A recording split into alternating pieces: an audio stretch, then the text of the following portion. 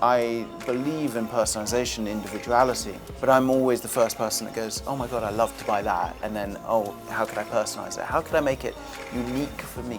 And what I do is I personalize them. I make them unique to the client's request. You know, their initials on the dial to hand engraved. I mean, basically, if you can imagine it, we can create it.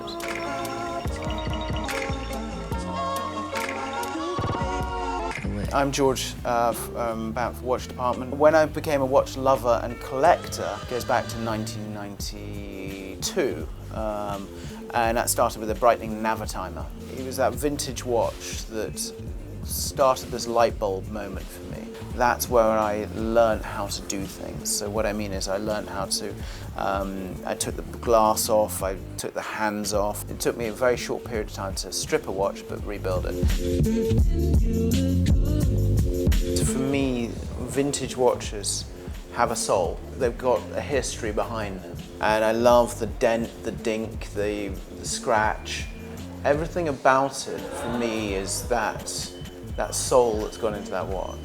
My vintage watch obsession has always been there. I'm always a watch collector. You know, my hobby and my business have come side and side, where watches and collecting watches have kind of, I'm very lucky in that way. I got given a Rolex Daytona, one of the coolest watches, holy grail watches in the world. Everything about it was rare. I got given it and I was like, this is the coolest thing. And I turned up to a dinner party and there was quite a few other people wearing exactly the same watch as me. I don't feel as rare or special. Now, saying that, rarefied group, very rare watch anyway. But what happened was, I then did a customized watch for myself and I got 25 orders. I wore it and people kept on grabbing my wrist and saying, I want that watch. And so that's how my business started, and it was just, I was supplying a demand from clients.